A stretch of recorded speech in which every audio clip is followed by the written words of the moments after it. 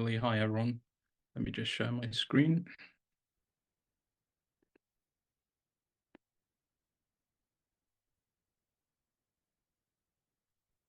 Can everyone see that in full screen, Kimberly? Yep, looks great. Great, thank you. So just taking a quick few minutes to reintroduce ORCID or to introduce it to those who are not familiar with us before. So ORCID is the Open Researcher and Contributor ID. We're an independent nonprofit member organization and an open infrastructure provider. Been around since 2012, and we're sustained by the fees that our member organizations provide to us. Our vision and our mission are related to connecting researchers with their activities, their affiliations, and their research outputs. And we do that through providing a unique persistent identifier, the ORCID ID. As well as the ORCID ID, there is also an accompanying ORCID record, which can be thought of as a digital CV or profile, where a researcher can populate that with all of their affiliations, their funding, their peer review activity, all of their activities related to their research and innovation, and their actual research outputs, both published and unpublished. And the third service we offer is the ORCID APIs. These are application programming interfaces.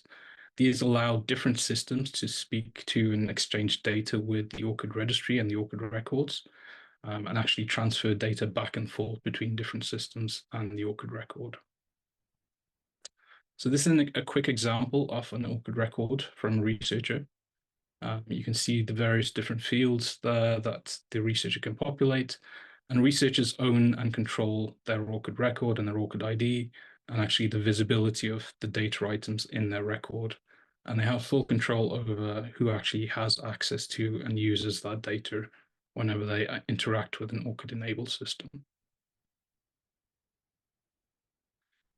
With over 5,600 integrated systems actually transferring data back and forth with ORCID, ORCID is very much now a hub of research activity and facilitating all of that data transfer back and forth between different systems. So saving the researcher a lot of time and effort from having to key in that data into the systems that they interact with on a day-to-day basis.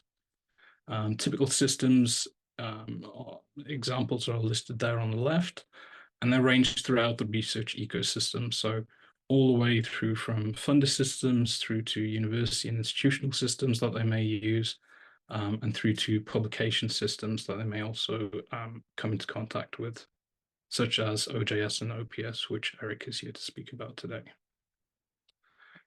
A few words about ORCID's Certified Service Provider program. This was relaunched in July of last year, and we have already certified 10 different systems under 4 original workflows that were defined for manuscript submission systems, research information systems, grant facility application management systems, repository systems, and we just very recently added a 5th workflow for discovery systems.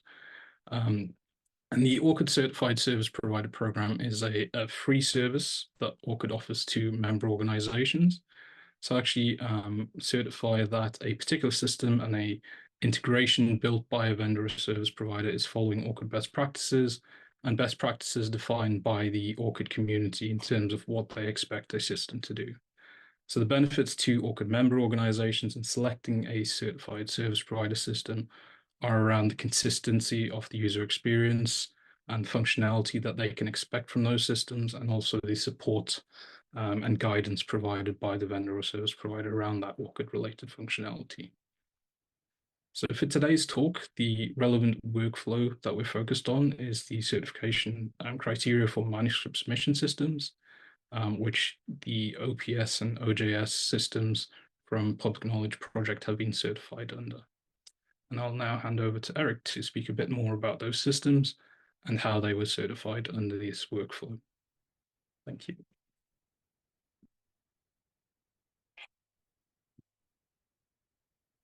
Thank you very much.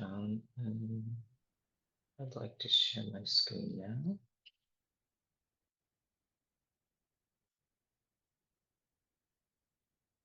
There we go. Hello, everyone. My name is Eric Hansen, and I'm with the Public Knowledge Project. And today in the Enabling Value webinar, I'd like to give a little bit of a showcase for our ORCID integrations with OJS and OPS. And I tried my very hardest not to throw around too many different three-letter acronyms, so I'll make sure to thoroughly explain all of the ones I'm using. But in this line of work, it tends to be unavoidable. But to begin with, give you just a brief overview of what I'm going to talk about today. So we'll start with just an introduction to what Public Knowledge Project, or PKP, is, along with OJS and OPS, an overview of our integrations with ORCID and the functionality it provides, and then the majority of the time will be spent doing a demonstration of what this functionality looks like, both in OJS and in OPS. And finally, I'll leave time for some questions. Start with, thought I would give a brief overview of who I am. My name is Eric Hansen. I am located in Vancouver, Canada, and I'm a system developer at PKP, and I've been there since 2019. My background, from an academic point of view, is I have a Master's of Library and Information Studies from the University of British Columbia, as well as a Master of Publishing from Simon Fraser University. So my background in this is coming from a publishing and libraries perspective, and I came about the programming and developer side off the side of my desk, so to speak. And I thought I would just give a brief view of why I'm interested in all of this and why I'm drawn to this. So through my library studies and work in publishing and libraries, I've been really drawn to open access and open science. And so my goal in working with some of these things is to really help further these goals. And a lot of that is making the content that is using open science practices and open access visible. So using things like ORCID to make sure that all of this content is discoverable. So just a brief moment about Public Knowledge Project. It was established in 1998 by Dr. John Walensky, and we're a research and development project that creates and supports open infrastructure to improve the quality, reach, and diversity of scholarly publishing. We develop open source software for scholarly publishing, including what I'll be talking about today, open journal systems, which is for journals, open monograph press, which is for books and monographs, and open preprint systems, which is for preprints. So to give a bit of context before I dive right into the user interface, what is OJS? This is Open Journal Systems. It's the world's most widely used open source journal publishing software platform, and it's available in over 50 languages. And we're quite proud of this number. As of our latest data from 2022, more than 44,000 active journals were using OJS. And we have this data available, so if you're ever interested in which journal, or not which journals, but where journals are being used with OJS, we have country level data about that. So that's really interesting to look at if you're ever curious. So a bit about the overall use of what OJS is. So it's used to manage and facilitate all aspects of the scholarly publishing workflow. And this includes the submission process, which allows authors to submit to journals through a configurable step-by-step submission wizard. The review process, which allows users to select peer reviewers, assign due dates, and send reminders to stay on schedule. The production process, which allows for all aspects of the editorial and production process to be tracked, such as things like substantive editing, copy editing, layout and galleries, etc. Also encompasses the publication process, which allows you to collect your articles, editorials, and reviews into issues and publish them online in a mobile-friendly website, as well as the area that we are particularly interested in today around distribution and discovery. So there are a number of tools that help drive the dissemination and discovery of your work through things like ORCID, but also Google Scholar, the Directory of Open Access Journals, Crossref, and things that use the OAI PMH metadata harvesting protocols and more. So that's what OJS is. OPS is fairly similar, but focused around preprints. So it's an open source preprint server software where researchers can upload things like data sets, revise papers before publications, as well as link preprints to the final published work. And some of the key use cases that are specific to OPS about this, aside from the general workflow that the public knowledge project softwares provide, is facilitating the posting of preprints. So you can invite scholars to share preprints and research data through an easy-to-use step-by-step submission wizard, much the same as OJS, but focused around the preprint workflow. It also facilitates updating of these preprints, so it allows researchers to post frequent updates as they accumulate data and work towards publication, and these can be versioned and attributed separately. And finally, it allows for the distribution of these preprints, which can help, much like in OJS, drive the dissemination and discovery of new research through things like ORCID IDs, but also Google Scholar, Crossref, as well as the metadata sharing protocols like OAI, PMH. So that's a brief overview of what both OJS and OPS are, and those are the ones we'll be looking at today. But let's take a quick look at what the actual functionality with ORCID in these systems are. So some of the key features are that they're integrated within the OJS and OPS editorial and production workflows. This allows us to authenticate users' ORCIDs as part of the publication process. And this manifests in a few different ways. It allows journal managers to send emails to authors or contributors requesting ORCID authentication upon submission or later on in the process. There's also an automated email-based protocol for authenticating ORCIDs when the submission enters a production stage. And I'll also give an overview when we actually get into OJS of what these different stages are and what that looks like from both an author's perspective as well as someone working on the editorial side of things. And finally, it can be used to display the ORCID status in author metadata. So this is what will appear on the individual article landing pages or on the preprint landing pages. And one final important distinction for our integration is the difference between the public and the member APIs. So it can be kind of divided into the public API allows for authenticating ORCIDs and displaying ORCID IDs in OJS and OPS. So this can be seen as going to ORCID and asking for information about ORCID IDs and ORCID records. The member API, on the other hand, allows you to push back information upstream to ORCID. This allows for pushing verified contributions and updates to ORCID. So what this means is it allows for synchronizing submission metadata to authorized records on or post-publication. And this will happen when either a submission is assigned to an already published issue, a new issue is published, an author grants permission to ORCID after the fact, so after an issue has already been published. And this will allow this publication information to appear on their ORCID record. This also, in OJS, includes peer review contribution metadata to authorized records on review completion. And we support both anonymized and open peer review.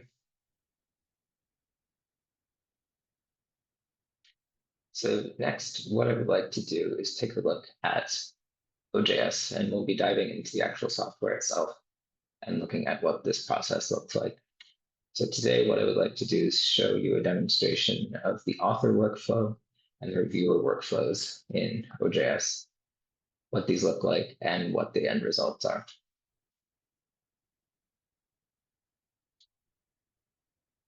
So here we have what is the landing page of an OJS journal. This is what you would see when you would first visit a journal with the default theme, and it has the current issue on display by default. When you arrive, it's much like any other journal website. You can visit the individual articles. That's things like the title, author information, abstract.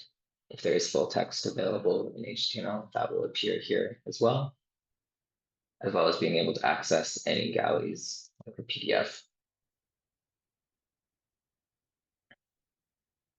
So when we're talking about OJS, we generally divide things into the user-facing front end, which is this, as well as the editorial backend.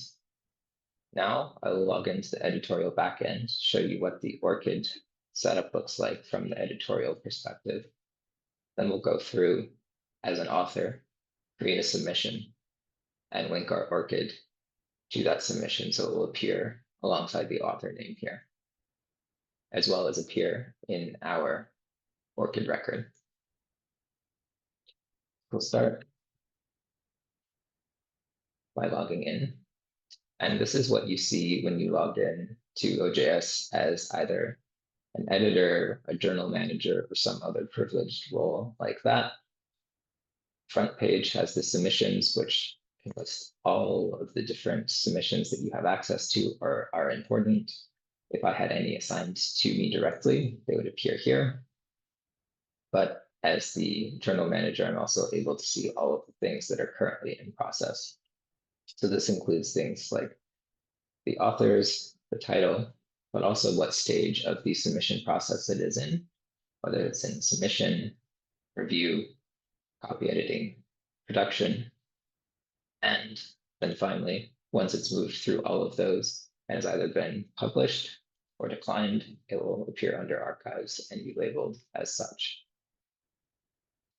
So much of the additional functionality in OJS is done through plugins, and these can be compared to or are somewhat similar to WordPress plugins if you are familiar with those. So those can be found on your website in plugins. We do have a plugin gallery that has a number of community maintained plugins as well as official plugins, but the ORCID plugin is shipped directly within OJS and OPS. It's a generic plugin, so come down to the generic plugin section. And then we will enable the ORCID profile plugin. Before we start using it though, we need to ensure that all of the settings are as we would like them.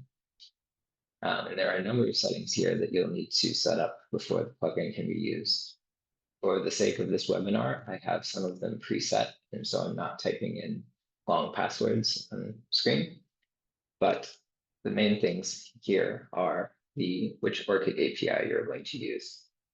So as I mentioned earlier, there's the two different variations. There's the public and the member APIs, as well as a sandbox version of each of those used for testing purposes. And today I'll be using the member sandbox API so I can demonstrate pushing updates and information to ORCID records. And I'm using the sandbox because this is fake data used for testing. We don't want to be publishing these to anyone's actual ORCID.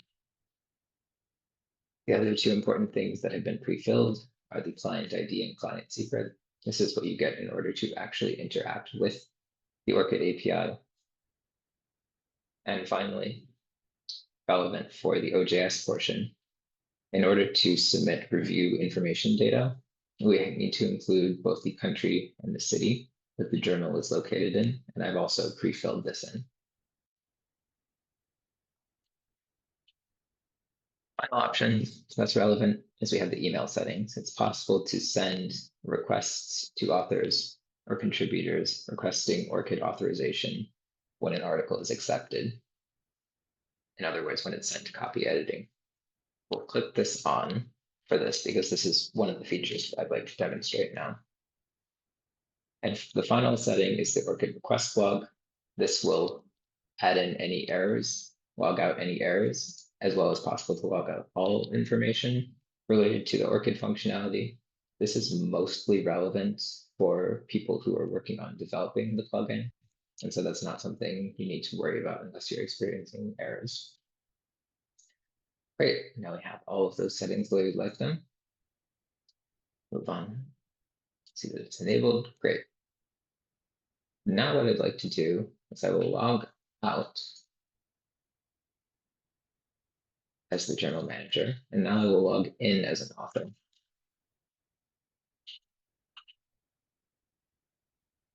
This is what you see when by default you log in as someone who does not have a role within the journal. So I'd like to also just give you a brief overview of what this submission process looks like from an author's perspective. So it's a multi-step process. I'm going to start by picking which language we're going to be submitting, which section we're going to be submitting to. If there are any policies for that section, say articles versus book reviews, that would be listed here as well. Number of things that you need to say that you've done with your submission. We won't worry about that too much since this isn't a real submission. And some comments for the editor to read, as well as saying, yes, we'd be happy to be contacted about this and agreeing to have any data collected.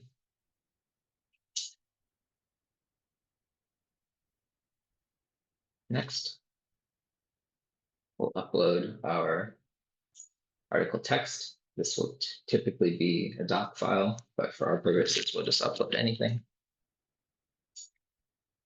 Save and continue. And then this is where the author can put in their preliminary metadata information.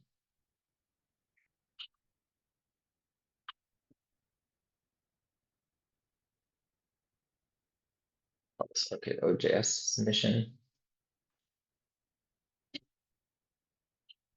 Adds abstract text in. Now we're ready to fully submit our submission.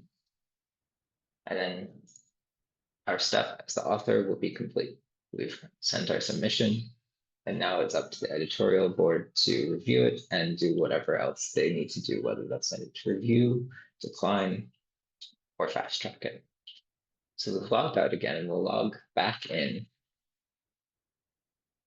as a journal manager. And we'll go see that new submission that I just created as myself. So you see it here under all of the active submissions, and we see that it's in the submission state.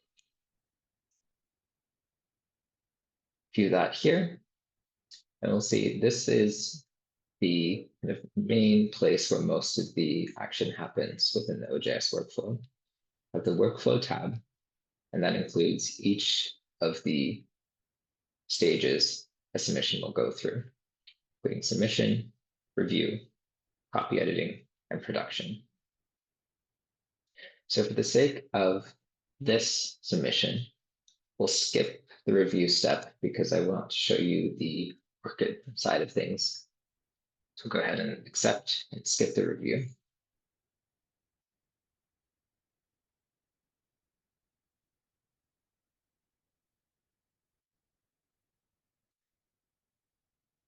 And now, because of that checkbox we checked in the ORCID settings, now that it's moved out of the review stage and into the copy editing stage, I should have gotten an email that will invite me to link my ORCID ID to this submission.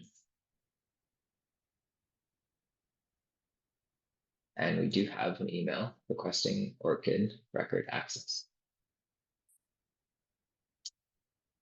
So I have been listed as an author on this manuscript, ORCID OJS submission.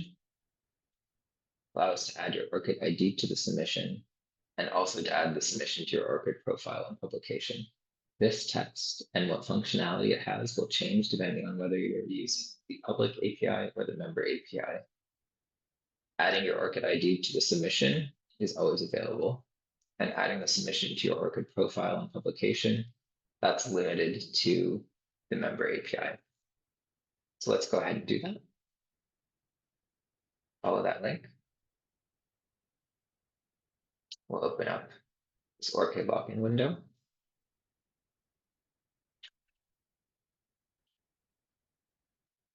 And again, I'm using the ORCID sandbox, so these warnings and the email I'm using and things are particular to testing and demonstration purposes. I've entered that, I'll log in, and I'm redirected back to the OJS journal, which will have information about what happened with that process. And fortunately for us, everything seems to have worked out perfectly. Our ORCID ID has been verified and successfully associated with the submission. Links to my sandbox ORCID here. And it also includes a note that my submission will be added to my ORCID record during publication, which is great. That's exactly what we wanted to see.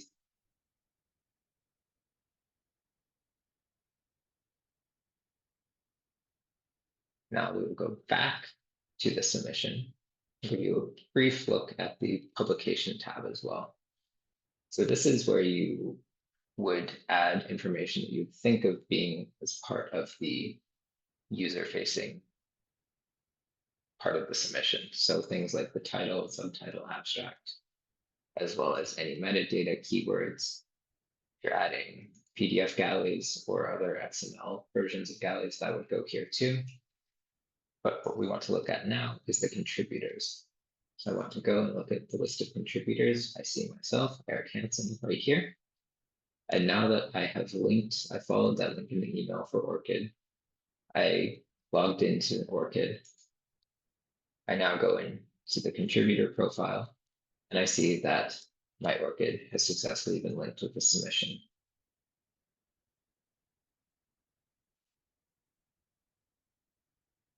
As final step, we will publish this and see what it looks like on the ORCID profile once that information has been pushed up. In a normal publishing workflow, you would assign it to a future issue. So we'll do that. It's now scheduled for publication. And just to give you another view on the OJS workflow, we'll now look at the Issues tab. Has both future and back issues.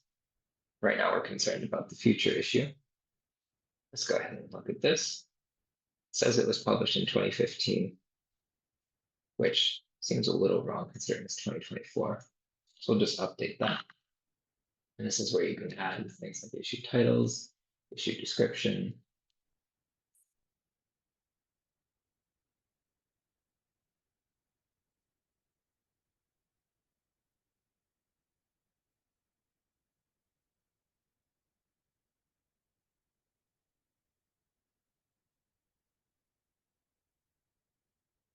Copies having trouble seeing off the side of hidden behind my laptop. And then finally, we'll publish the issue.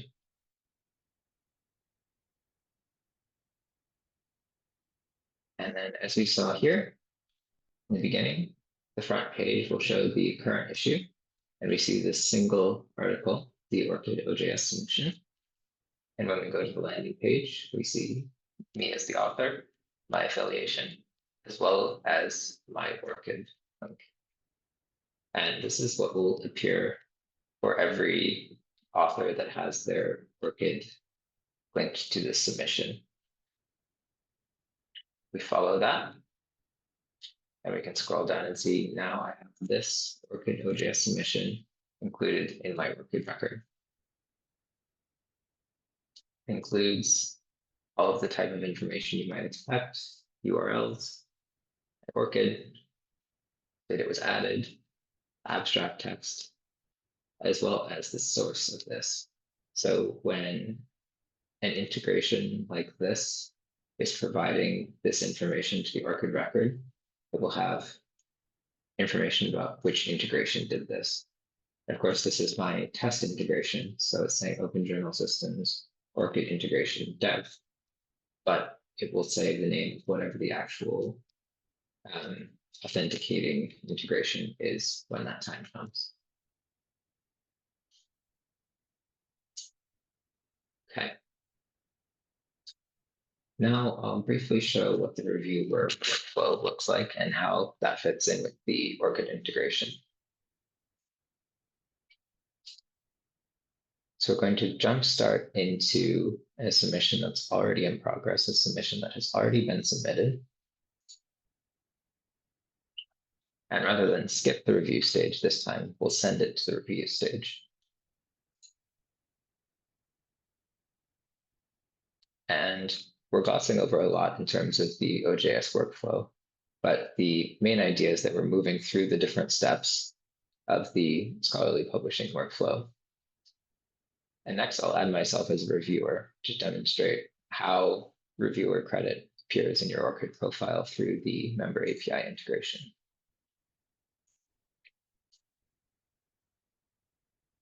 Select myself.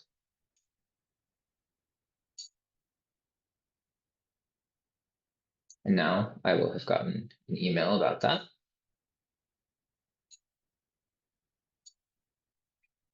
And won't go over this in full detail, but it's basically outlining that I have been suggested as a reviewer for this manuscript, invited to log into the journal, and I will be able to access that review on the journal.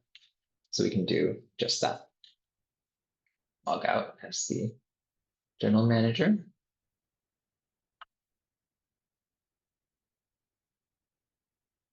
Back in as myself and see that I have a review assignment waiting. The process here is fairly straightforward. There's information about the article, any files associated with it, information about the schedule, and then I can choose to either decline the review request or continue. If there are any specific review guidelines the journal has set, those would appear here. And this is where the actual review contents would go.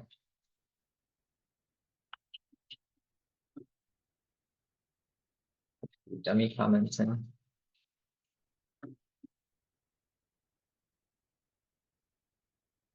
And for the sake of our purposes today, skip straight to saying we recommend accepting the submission. Yes, we do want to submit the review. Excellent. The review has been submitted.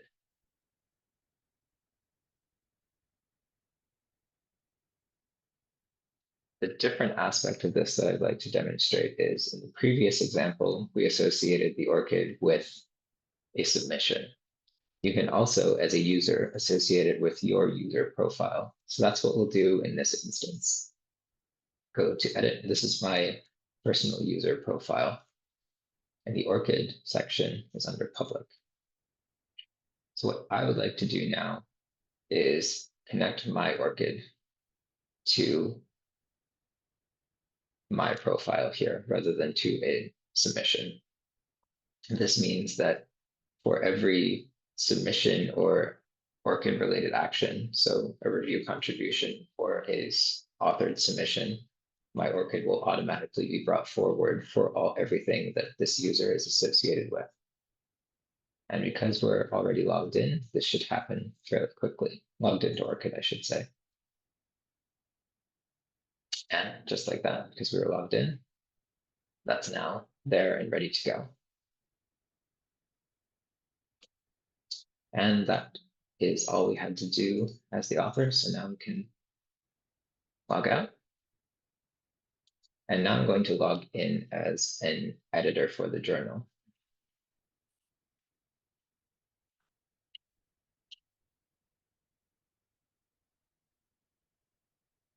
And I'm logging in as this person specifically because of the way the OJS workflow works. This is a little cumbersome or awkward looking as a demonstration, but in the normal course of the editorial process, you wouldn't be logged in as someone who wouldn't have permissions to do the things we're doing. So we find the submission that I was looking at. We see that new reviews have been submitted, the review that I just did. We see that the review has been submitted. We can read it, see if there are any comments for the editor, and if there are any review files that have been marked up, such as Word documents with track changes, those can be there as well. Confirm that I've received this. And then the final step is thanking the reviewer. And this is what triggers the contribution to ORCID. So this is saying the review process, as far as the reviewer goes, is now complete. And we can now attribute the credit for this review to them. So that's that. We can go back to the ORCID profile. And we now see there's one review for one publication. Right? We can now see that that review activity is now here. And contains information just that it's part of a source work ID and that this was the convening organization. So that is what the OJS ORCID functionality looks like. There are a few different ways that you can go about implementing each of these things. For example, there are different times and places where a user can provide the authorization for their ORCID, as I've demonstrated, but these are the kind of the core ways that this information is added.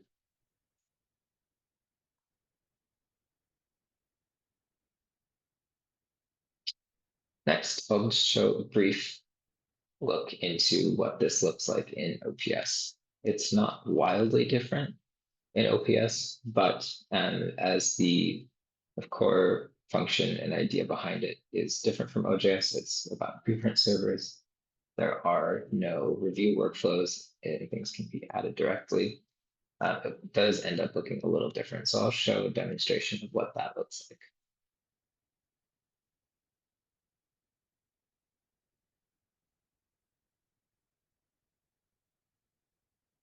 So this is the main landing page of the open preprint systems. It looks fairly similar to OJS, except things are not organized by issues. It's just individual preprints. Things can be organized around topic. And much as you might expect, preprints can be versioned. It includes all of the information you'd expect, the abstract, keywords, author information. If there is HTML full text, that would be here as well as links to the PDFs. So much the same as with OJS. We'll log in and we want to enable the ORCID plugin.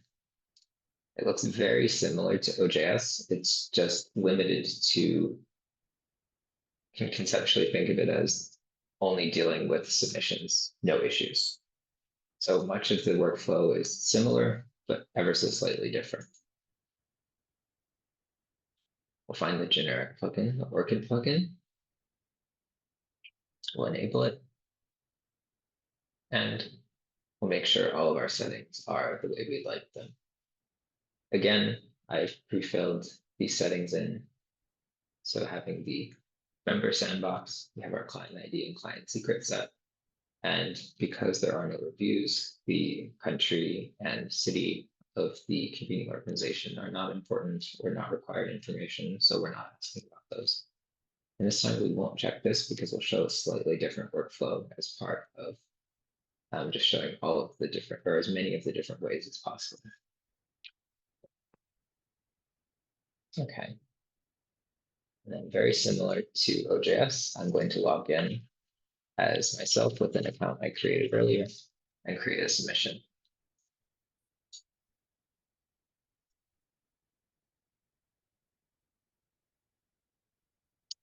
So it looks a little bit different in the submit a preprint, but most of the elements are there. Pick a category, send to the submission requirements.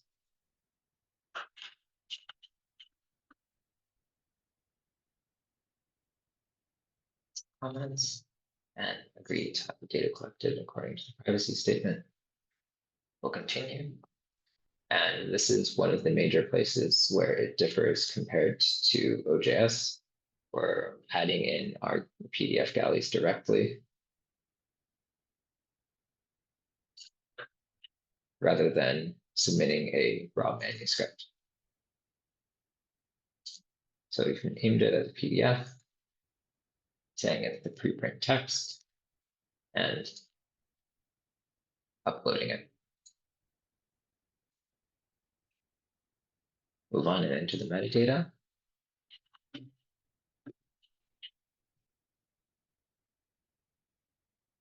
The OPS preprint.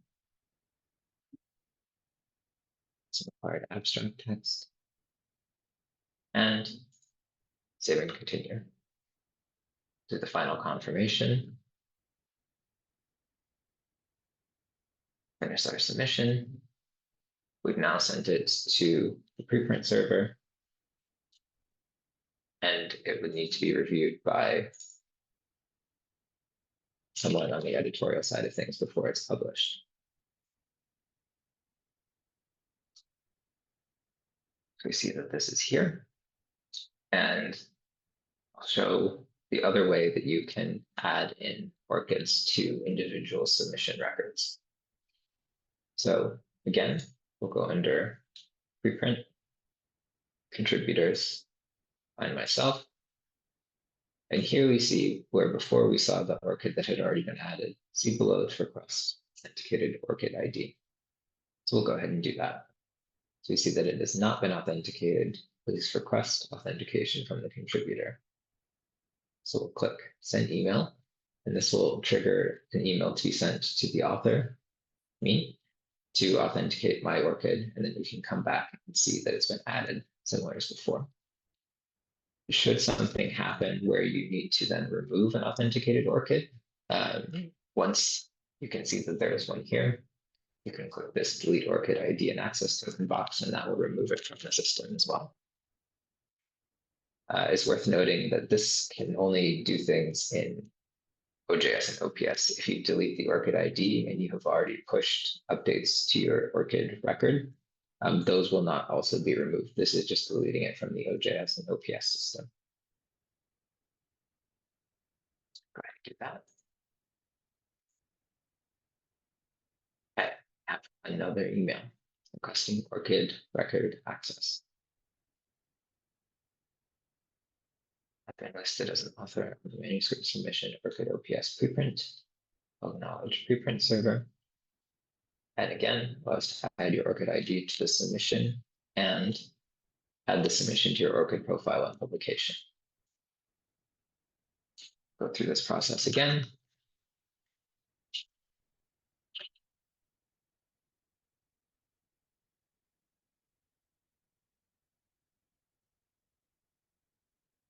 And we'll see, much like before, that it has been successfully authorized, including a link over to my ORCID record, information saying it's been verified and successfully associated with the submission, and the submission will be added to your ORCID record during publication.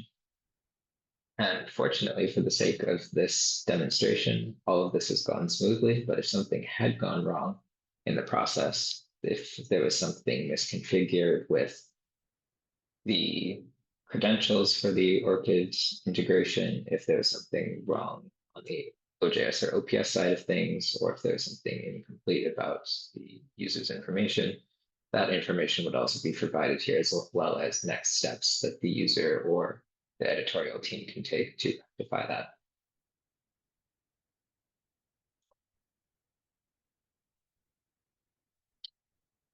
Great. And now we can come back to editorial workflow. Back to that screen, and we once again see that the ORCID has now been integrated. Go ahead and post this preprint.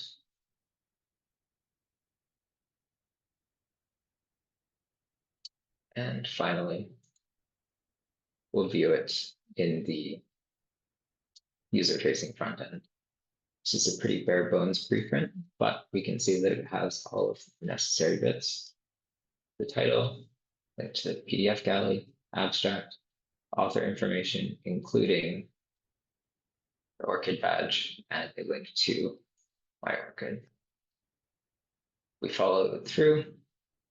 We can see that yes, indeed, the ORCID OPS preprint submission has been added to my ORCID profile.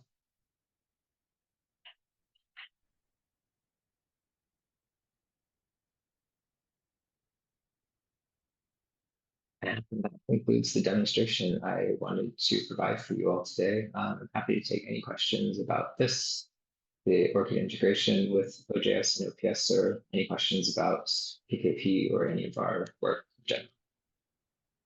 Awesome. Well, thanks for the demonstration, Eric. It was very helpful, and I'm sure everyone on the call learned a lot about OJS and OPS. We do have a few questions, but definitely time for a few more. So if anyone has a question, we invite you to submit it to the Q&A. Our first question is, Eric, where can people find support materials for using the ORCID plugin for OJS and OPS? Mm. The best place for that would be our documentation site. Um, I can include a link. I'm not sure where the best place. I guess I can type my answer. Is that a Q&A question? I could type in an answer. That one came in during registration. So if you just want to send it to me, I can Yeah, include it in the follow-up materials. yeah. That has exhaustive information about the editorial workflow, what it's like to go through these processes when you're using them as a journal manager, an editor, an author. It also includes technical information and guides on using things like the ORCID integration, the cross-ref integration, any other using the OAI PMH protocols. So anything around discovery, we have guides around how to do that. So I can provide a link to you for that. Yeah. Awesome. So then I will include that link in our follow-up materials everyone will receive after the session is over. Our next question is, if an ORCID ID is added to the submission, will that author need to add their ORCID ID every time they submit? Or will the system save their ORCID ID for future submissions? That's a good question. So it depends on how the ORCID ID is authorized. So if it is done through the submission process, whether it's automatically sent as part of the submission moving through the editorial workflow, or if an editor manually goes to the submission, clicks on the author and requests it, it will be on a per submission basis. However, if you as the author log into your account, link it to your user profile, it will be present for everything you do in the system. So in the example of the review workflow I demonstrated, any time after that, I made a submission or made a review contribution, it would already be there. So it's the difference between linking it to an individual submission or to the user profile that is making the submission. Thank you. Very helpful. Our next question came from registration, and also during the presentation there was a mention that there may be a difference on what you see based on whether you're using the public API or the member API from ORCID. Can you remind us what those differences are, Eric? What the differences are you would see? Yeah, absolutely. So the main difference is in terms of the text that's displayed as part of the process, it would just be outlining that additional information would be pushed to the ORCID record for the member API. But the simple explanation is the public API lets you read things from ORCID. So it will allow you to add things to OJS. So all of the functionality that is adding things to OJS or OPS are fine with the public API. The member API lets you write things back to ORCID. So anything that added information back to the ORCID record requires the member API. So it's a read-write access metaphor for that. Gotcha. And then Shavendra, in our poll, I noticed that about 36% of our poll respondents weren't sure which ORCID API they were using, whether it was the public or the member API. Can you help us figure out how we can learn which one we're using? I think Eric might be able to mention in terms of the configuration of the OGS or OPS setup. That would probably be the first port of call for the editor or the publisher to check. But certainly they can always get in touch with ORCID and we can confirm as well their member details and which API they're using. Yeah. Great. Our next question, Eric, is does every journal have its own API key, or can journals share a key when they have the same publisher? I am maybe not the best person to answer this because I don't know for sure. I know that from a technical point of view, that is certainly possible, and it's quite common in practice for each OJS or OPS installation can have more than one journal on the installation. And it's quite common to have, we've seen that as the publisher, have one set of ORCID credentials that are then shared with all of those journals on the installation. In fact, that's the setup I had where it was hard-coded in so that individual journals couldn't change it. It was just already set. I was using that so I didn't have to type in passwords, long passwords on the webinar, but it also functions the same as the kind of publisher level can set it for all of the journals underneath it. So it's certainly possible. I'm just not sure about how that would work in practice and if there are any, not requirements, but what is allowed and not allowed. I'm not quite sure about that.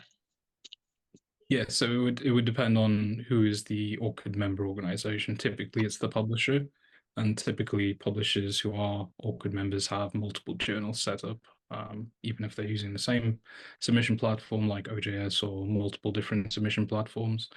They can also specify the different URI link for each individual journal landing page as well when they set that up and configure it with ORCID. Thanks for that additional context, Shiv. Our next question is it possible to push the record in ORCID to a reviewer after the review because the reviewer did not validate your ORCID initially? So is there a way to go back and do that later? I think that might not currently be possible, although that sounds like that would be a very good loophole to fill because that is not a very commonly used feature. Of course, we rely on a lot of community feedback in order to determine where our areas of deficiency are, to put it bluntly. But the way that works is when you hit thank reviewer, that's when it gets triggered off to be sent to ORCID. And if you've already done that, you can't do it again. So that sounds like that's an area where it would be good to look at and shore up any issues where that might be. So no, that's not currently possible, but with the normal submission process, that can be done at any time. So that is not affected by that. Great. Well, great question. Maybe we'll see some updates in the future. Related to that, Eric, could you maybe also let people know in the follow-up the best way for them to submit feature requests to PKP for OJS and OPS development? Absolutely, yeah. Right, thank you. Good idea. So our next question, we've had a couple of questions related to plugin compatibilities and to the different versions of OJS. One specifically was asking about version 3.3, and this one is asking about 3.4. Just wondering, are these plugins compatible with OJS 3.3 and 3.4? And I think they specifically mean the ORCID plugin. Yeah, absolutely. So I was demonstrating on 3.3 because that is our long-term support version.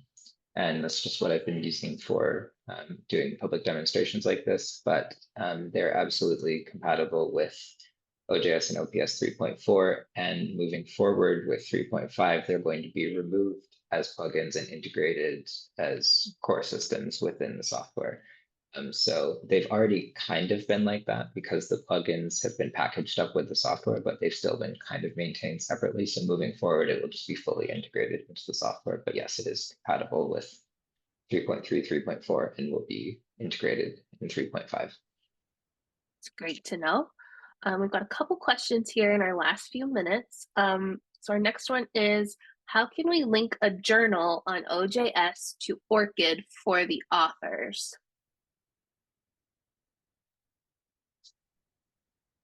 I don't think I entirely understand the question. If the question asker could provide a little more context, link a journal on OJS to ORCID for the authors.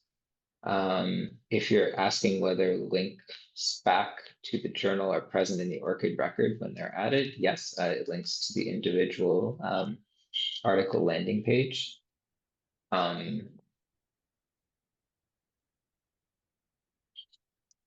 Yeah, I think I'm sorry, without more context, I don't think I can give a good answer to that question. Yeah, so if the requester is asking how can they set it up, I think it's to go through the plugin steps that Eric went through in the beginning of his presentation to configure the ORCID plugin if they're already an ORCID member. Otherwise, they can request ORCID membership if they want to use the ORCID member API to set that plugin up to use the member API integration. And we can include the link to the ORCID membership request page as well in our follow-up email. Absolutely. All right, our second to last question is, why is the review location settings required for sending reviewer information to ORCID? I don't have a terribly satisfying answer to that, other than that's what's required by the ORCID's submission process for that record. So when we submit that through the ORCID API, that is one of the required fields. Beyond that, I don't have a satisfying answer, sorry. No worries, I think that's good enough for now. And then our last question for today is, how can a reviewer's anonymity be guaranteed if his or her work appears in an ORCID, in their ORCID in the peer review section? So I don't know, Shiv, if you have context you want to give to this question, but also Eric, happy to hear from you. I can speak a little bit about that, and then Eric can jump in with additional context around OJS. But the peer review activity in the ORCID record, that is dependent on how it's been configured by the journal or the publisher. So in the vast majority of cases, it would support blind peer review. So it would only show that the researcher has conducted peer review for a particular journal, and the name of the journal and the dates they actually provided that service to the journal. But we do have other examples where publishers support open peer review, and they have much more granular detail in that activity to actually tie the reviewer, to the actual submission. But it is dependent on how that peer review is set up to be pushed to the ORCID record, and that's dependent on the integration and the publisher. Eric, I don't know if you want to add anything in the OJS context there. Yeah, that's exactly the case. And improving open peer review is something where there's a good deal of room for improvement. It is technically supported, but I don't know if that is well maintained, and I don't know if anyone who's actively trying to use it as open review is a very well fully fleshed out aspect of the OJS workflow. But that's something that at least I'm very interested in seeing more done on in the future. But it follows that same trajectory for both anonymized and open peer review. All right. Well, that's all we have time for today, and I'm happy we were able to get to all of our questions. I see here we've got contact information for PKP, so if you have any questions specific to OJS or OPS, please feel free to reach out to them there. Also feel free to reach out to us at ORCID at meetings@orcid.org, and I'm happy to put you in contact with whoever can help. I'd like to thank Eric for joining us today for this wonderful demonstration of the two systems. Thanks to Shavindra for joining us for the Q&A, and also thanks to everybody for joining us, and we hope to see you at a future webinar. So thanks, everybody. Have a nice day. Thank you so much for having me. Thank you. Goodbye.